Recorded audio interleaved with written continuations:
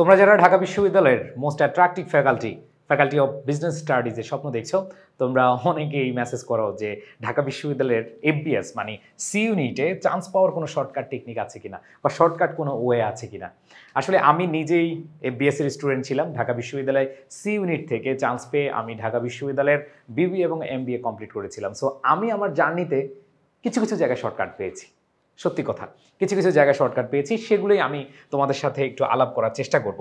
সবাই একটু মনোযোগ দিয়ে শুনবে, কারণ হচ্ছে আমি তোমাদের ম্যাক্সিমাম কথাগুলো মুখেই বলবো। সো ঢাকা বিশ্ববিদ্যালয়ের যে প্যাটার্ন, এখন তোমরা জানো যে ঢাকা বিশ্ববিদ্যালয়ে এমসিকিউ এবং রিটেন দুইটাই থাকে। সো এমসিকিউতে তোমাদের 60 মার্ক এবং 5টা সাবজেক্ট, অনেকগুলো সাবজেক্ট। কিন্তু এখানে এই 5টা সাবজেক্টে একটু শর্টকাট ওয়েতে যদি তুমি প্রিপারেশান নাও বা তুমি হচ্ছে একটু স্ট্র্যাটেজিক্যাল ওয়েতে প্রিপারেশন নাও, তাহলে কিন্তু চান্স হয়ে যাবে। সো এখানে যদি আমি তোমাদেরকে বলি যে সাবজেক্টগুলো আছে, সেটা হচ্ছে বাংলা, তারপর হচ্ছে ইংরেজি, এরপর হচ্ছে অ্যাকাউন্টিং, যেটা হচ্ছে আমরা খুবই খুবই ভয় পাই, তারপর হচ্ছে ম্যানেজমেন্ট, অ্যান্ড দেন মার্কেটিং অথবা ফিনান্স। এই কয়েকটা সাবজেক্ট তোমাকে পড়তে হয়। এখন হাতে কিন্তু তোমাদের সময় বেশি নেই, তাই না? এরকম যদি হয়তো ঢাকা বিশ্ববিদ্যালয়ের পরীক্ষা এখনও 4-5 মাস বাকি, কিন্তু হাতে যতটুকু সময় আছে ততটুকু সময় দিয়ে তুমি বেস্ট ইউটিলাইজ করে কীভাবে প্রস্তুতি নিতে পারো, শর্টকাট ওয়েতে কীভাবে আগাতে পারো, সেটা আমি একটু আলোচনা করব। আসো আমি যদি বাংলার ক্ষেত্রে বলি, বাংলায় তোমাদের হচ্ছে টোটাল মার্ক হচ্ছে 12, মানে 12 মার্কের এমসিকিউ আসবে। আর এই বাংলাতে তোমরা যদি প্রস্তুতি নিতে চাও, তাহলে এই মুহূর্তে কিভাবে করবা? এই মুহূর্তে আমি তোমাদেরকে যেই কাজটা করতে বলবো সেটা হচ্ছে কিছু ব্যাকরণিক, মানে হচ্ছে বাংলা ব্যাকরণের যে টপিকগুলো আছে, এইখান থেকে তুমি বিগত সালের যদি প্রশ্ন অ্যানালাইসিস করো, দেখবে আমি যেটা করছিলাম, দেখবে যে কয়েকটা টপিক থেকে প্রশ্ন আসছেই। সেটা তুমি সমাস বলো, তুমি সেটা হচ্ছে শব্দের শ্রেণী বিভাগ বলো, মানে হচ্ছে কোন শব্দ কোন দেশ থেকে আসছে, বিদেশি শব্দ বলো, আবার দেশি শব্দ আছে, তো শব্দের প্রকারভেদ রয়েছে। এছাড়াও তোমাদের আরও কয়েকটা টপিক আছে, যেটা আমি আসলে এখন পূর্ণাঙ্গ ভিডিওতে যেহেতু বলতে পারছি না, আমি হচ্ছে জাস্ট একটু হিন্টস দিচ্ছি। তুমি অ্যানালাইসিস করে দেখো, 10 থেকে 12টা টপিক এনাফ। ব্যাকরণিক 10 থেকে 12টা টপিকই তুমি ভালো করে পড়বা।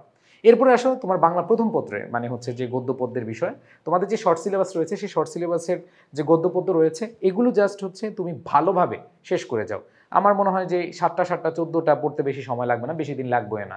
তুমি জাস্ট এগুলো পড়ো, আর সাথে সমার্থক শব্দ, পারিভাষিক শব্দ, এক কথায় প্রকাশ, মুখস্থ আইটেম যেগুলো আছে, প্রতিদিন একবার অল্প অল্প করে 20-30টা করে তুমি পড়ে যাও। এখন অনেকে বলে ভাইয়া এগুলো পড়ি, মনে থাকে না। সেই ক্ষেত্রে আমি তোমাদেরকে বলবো যে কাজটা করবা সেটা হচ্ছে তুমি বারবার রিভিশন দিবা। আজকে যা পড়ছো আগামীকাল আবার একটু সেগুলো রিভিশন দাও, তাহলেই দেখবা অটো মনে থাকে। সো আমি এই কাজগুলো করেছিলাম। সো এই 3টা জায়গা তুমি হচ্ছে যে ফোকাস করো বাংলার ক্ষেত্রে। এরপর আসে ইংরেজি। দেখো, ইংরেজিতে তোমাদের এখানে একটু ভালো চাপ নিতে হবে, কারণ তোমরা জানো যে তুমি যদি সি ইউনিটের হয়ে থাকো, তোমাদের ইংরেজিতে পাস করতেই হবে, মাস্ট। ইংরেজিতে 12-র মধ্যে তোমাকে পাস পেতেই হবে, এটা তোমরা সবাই জানো।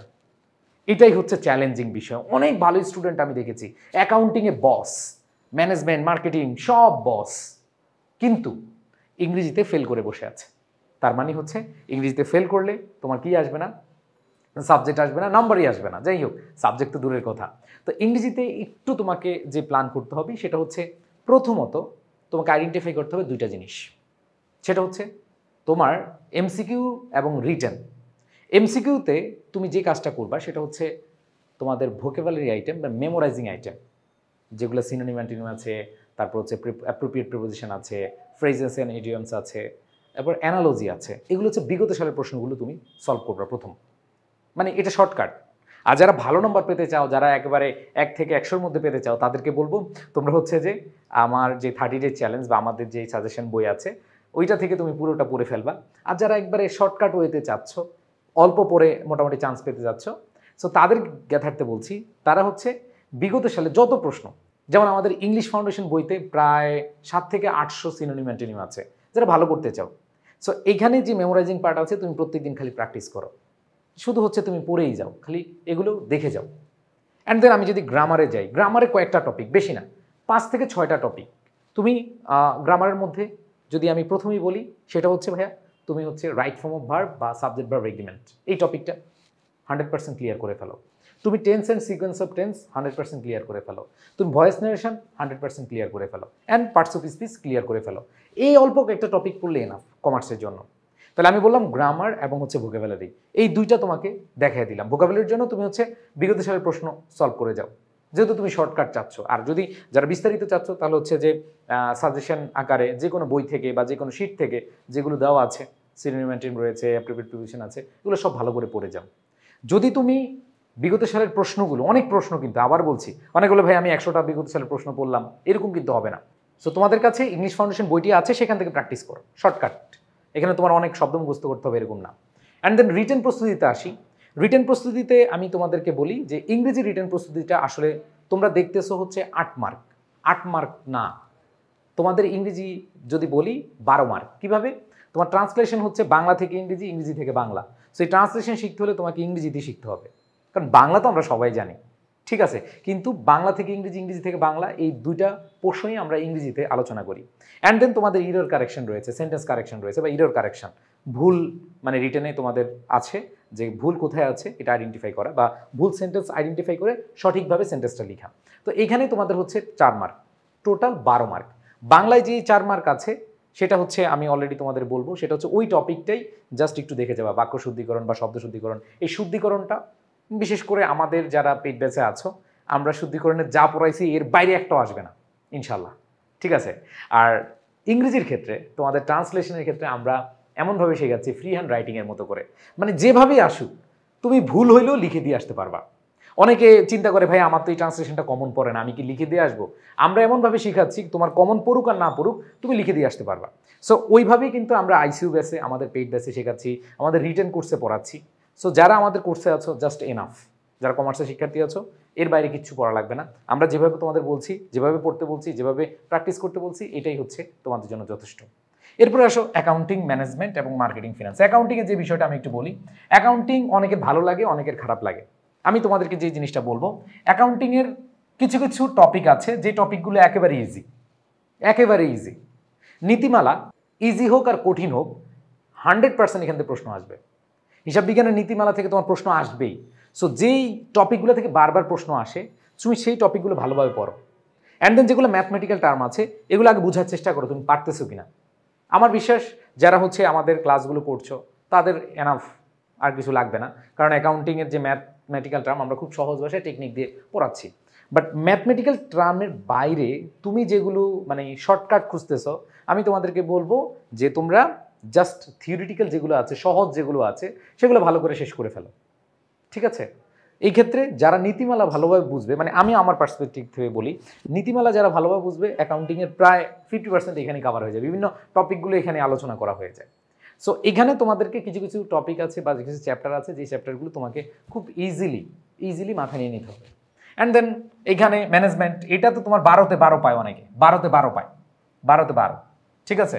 সো এটা খুবই সহজ, এটা তো তোমরা যারা কমার্সের আছো যে ভাই আমাদের শুধু যদি 60টা প্রশ্নই ম্যানেজমেন্ট থাকতো তাহলে আমাদের সুবিধা হইতো। এরপর হচ্ছে মার্কেটিং এবং ফিনান্স। মার্কেটিংটা তুলনামূলক সহজ, আবার ফিনান্স যারা আগে থেকে পড়েছো তাদের জন্য সহজ। এখন এই ক্ষেত্রে এমসিকিউর যে বিষয়টা এইগুলা বলবো যে ভাইয়া তুমি নিজে বুঝতে পারবে, এখানে আসলে শর্টকাট কিছু নেই, তুমি জাস্ট যেই তোমাদের সিলেবাসগুলো আছে বা টপিকগুলো আছে এই টপিকগুলো পড়ে গেলে হবে, এর বাইরে কিছু লাগবে না, ঠিক আছে। এখন কথা হচ্ছে ভাইয়া রিটেন তাহলে কি করবো? মনে রাখবা অ্যাকাউন্টিং, ম্যানেজমেন্ট এবং মার্কেটিং ফিনান্সে এটা রিটেনের ক্ষেত্রে খুব একবারে ইজি একটা বিষয়, সেটা হলো তুমি এমসিকিউ পড়তে গেলেই তোমার অটো রিটেনটা চলে আসে। এইখানে আমি যে জিনিসটা তোমাদেরকে বলবো, এমসিকিউ যেগুলো সলভ করতেছো এগুলো ভালোভাবে বুঝে বুঝে সলভ করবা, তাতে করে তোমার যেটা হবে সেটা হচ্ছে তোমার রিটেন পার্টটাও কি একেবারে ইজিলি আয়ত্তে চলে আসবে। তো এটা তোমাদের অবশ্যই মাথায় রাখতে হবে। সো শিক্ষার্থীরা, এই হচ্ছে আমাদের মোটামুটি বিষয়গুলো। এগুলা বলার কারণ হচ্ছে এই যে 1 মাস 2 মাস 1.5 মাস 3 মাস যতটুকু সময় তোমার হাতে আছে, আমি জানি না কে কখন ভিডিওটা দেখছো, সো তোমাদেরকে বলবো যে তোমার হাতে যতটুকু সময় আছে না কেন তুমি জাস্ট সিলেবাসটা ছোট করে ফেলো, গুছিয়ে ফেলো। এখন এটা বলতে গেলে অনেকগুলো ভাই আমাদের তো গুছিয়ে পারি না, ম্যাক্সিমাম শিক্ষার্থী আছে ম্যাক্সিমাম যে গুছাইতে পারে না। গুছানোর জন্য হলে একটা গাইডলাইন দরকার, একটা কোর্স দরকার। আমি তোমাদেরকে বলবো যারা অনলাইন অথবা অফলাইনে একেবারে হতাশ, অফলাইনে অনেকে ক্লাস করে হতাশ, অনলাইনের উপর আস্থা রাখতে চাচ্ছ, তোমাদেরকে বলবো যে কোনো জায়গায় তোমার একটা গুছানো একটা কোর্স নাও, এটা আমার ইয়ে থাকবে। অনেকে বলবে ভাইয়া এটা কেন বলছেন?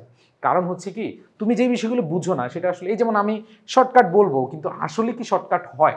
শর্টকাট হয় না, কারণ তোমার প্রত্যেকটা সাবজেক্টে আলাদা আলাদা সিস্টেম, প্রত্যেকটা সাবজেক্টে আলাদা আলাদা চ্যাপ্টার, আলাদা আলাদা মার্ক ডিস্ট্রিবিউশন, সো তোমাদেরকে যে জিনিসটা মাথায় রাখতে হবে, একটা গুছানোর প্রস্তুতি নিতে হবে।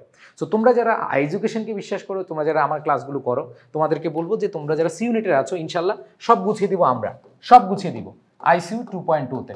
ICU 2.0-তে তুমি ডিউ পাবা, ডিউ না হলে RU পাবা, JST পাবা, অ্যান্ড দেন তোমাদের রিটেন একেবারে ফ্রি পাবা, তোমরা লেকচার শিট পাবা, তুমি এই কোর্সে ভর্তি হলে একেবারে সব পাবা। সো তোমরা যারা ভর্তি হতে চাচ্ছ, আগামী 30 তারিখের মধ্যে ভর্তি হতে পারবা, এরপরে কিন্তু সুযোগ থাকবে না। হতে পারে তুমি রাজশাহী বিশ্ববিদ্যালয়ের কোর্সে ভর্তি হতে পারবা, GST কোর্সে ভর্তি হতে পারবা, কিন্তু ঢাবির কোর্সে কিন্তু ভর্তি হতে পারবা না। সো যারা ভর্তি হতে চাচ্ছ তারা এখনই হচ্ছে যে নম্বর দেওয়া আছে 01810103012, এই নাম্বারে কল দিয়ে তোমরা ভর্তি হয়ে যাও অথবা পেজে নক দিও। আর রিটেন প্রস্তুতির জন্য তোমাদের তো বলছিলাম যে রিটেন ফাউন্ডেশন, এই যে সুন্দর একটা একবারে তোমার সহায়ক পুরো জিনিসগুলো এখানে সুন্দরভাবে একবারে কারেকশন বলো, তোমার বাংলা, অ্যাকাউন্টিং, ম্যানেজমেন্ট, মার্কেটিং, একটা ছোট্ট একটা ডায়েরিতে তোমাদেরকে নোট করে দিচ্ছি, জাস্ট পড়বা, পরীক্ষা দিতে চলে যাবা, জাস্ট নোট করে দিচ্ছি। আচ্ছা, আর এই বইটা যারা নিবা, আমরা হচ্ছে একটা কারেকশন পেজ দিয়ে দিব আমাদের ম্যানেজমেন্টে। একটু বলে নেই ভাই, দিন শেষে মানুষ মাত্রই ভুল, আমাদের ম্যানেজমেন্টে কিছু জায়গায় টাইপিং মিস্টেক হয়েছে, আমরা স্বীকার করে নিচ্ছি। কারণ আমরা এভাবে বলবো না যে হ্যাঁ আমাদের বই পুরোপুরি ভালো, কিনো, আমরা আগে থেকে বলে দিচ্ছি। সো এইটা তোমার জন্য enough, free hand writing translation সহ তোমাদের ট্রান্সলেশন পারলে ইংলিশে এমনি পাস করবা, ঠিক আছে? সো সবাই এই বইটা কালেক্ট করে নিবে, সবার প্রতি শুভকামনা জানাচ্ছি। ও এই বইটা কিভাবে পাবে? এই বইটা পাবে হচ্ছে 01987446460 অথবা রকমারি থেকেও তোমরা নিতে পারবা। সবাই ভালো থাকবা, সুস্থ থাকবা, আল্লাহ হাফেজ, আসসালামু আলাইকুম রহমতুল্লাহ।